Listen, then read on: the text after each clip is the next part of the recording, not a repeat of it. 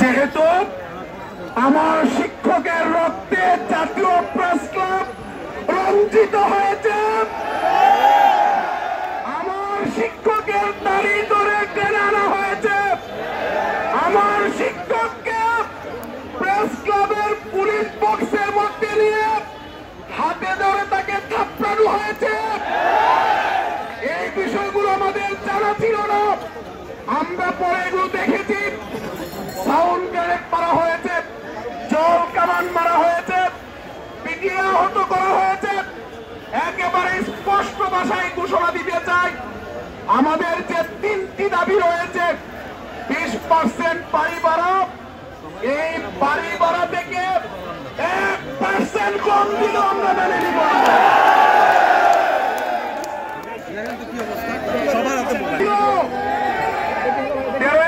যখন আমরা প্রেস ক্লাবে বাংলাদেশের ইতিহাসে সর্ববৃহৎ শিক্ষক সমাবেশ করি, লক্ষাধিক শিক্ষক দিয়ে এনএসকে আমাদেরকে ডেকে নিয়ে যায়। 1.5 ঘন্টা উপদেষ্টা মহোদয়, সচিব মহোদয় সহ সিনিয়র কর্মকর্তাদের সাথে আমরা কথা বলি। ওখানে সিদ্ধান্ত হয়েছিল 20% বাড়ি ভাড়ার প্রজ্ঞাপন দেওয়া হবে।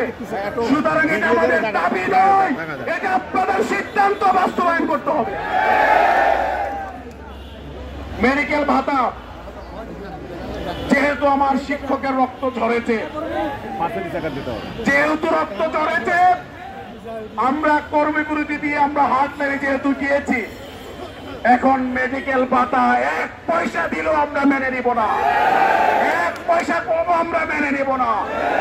1500 মানি 1500 দিতে হবে।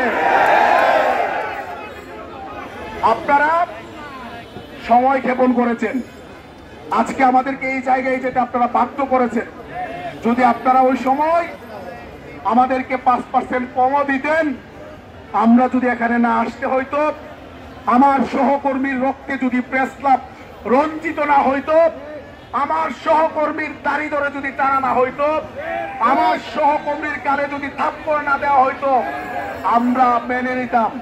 কিন্তু আমরা এখন একেবারে স্পষ্ট ভাষায় ঘোষণা দিচ্ছি, যদি কোনো রকমের মেকানিজম করে থাকেন ওখান থেকে ফিরে আসেন, কোনো লাভ হবে না। 3 দাবি থেকে 1 চুল পরিমাণ আমরা নড়ব না ইনশাআল্লাহ। যত দ্রুত শুভ বুদ্ধির উদয় হবে, সবার জন্য মঙ্গল হবে। 13 আগস্টের মিটিংয়ে আমার সহযোদ্ধারা যারা ছিলেন, জোটের নেতৃবৃন্দ, তারা জানেন আমি উপদেষ্টা মহোদয়কে একেবারে স্পষ্টভাবে বলেছি, যদি দাবি দাওয়াগুলো মেনে না নেন, আপনার এমপিওভুক্ত শিক্ষা স্থবির হয়ে পড়বে। এটা তাকে মন্ত্রণালয়ে আমি মিটিংয়ে বলে এসেছি। সুতরাং আপনারা সেই পথেই হেঁটেছেন। আজকে সারা বাংলাদেশ থেকে খবর আসছে, মিডিয়া, সোশ্যাল মিডিয়ার মাধ্যমে আমরা জানতে পারছি বাংলাদেশের প্রায় 95% শিক্ষা প্রতিষ্ঠানের একেবারে শ্রেণী কার্যক্রম বন্ধ হয়ে পড়েছে। আমি দেখেছি কিছুক্ষণ আগে নিউজ 24 নিউজ করেছে, সেই শিক্ষকরা বাইরে, শিক্ষার্থীরা ক্লাসে। আমার ব্রাহ্মণবাড়িয়ার সবচেয়ে, বিজয়নগরের সবচেয়ে ভালো কলেজ আমার ব্রাহ্মণবাড়িয়া, যেখানে আমার গ্রামের বাড়ি ছিল, যদিও আমরা এখন শহরে থাকি, সেটেল হয়ে গেছি। আমাদের গ্রামের যে উপজেলা বিজয়নগর, ওই উপজেলার সবচেয়ে যে বড় কলেজ, আমার এক বন্ধু ওখানে শেয়ার করেছেন, কাজী শফিকুল ইসলাম কলেজ, সিলেট যাওয়ার পথে রাস্তায় পড়ে চান্দুরা রেখেই কার্যক্রম চলবে, এটা আমার আর বিশ্বাস।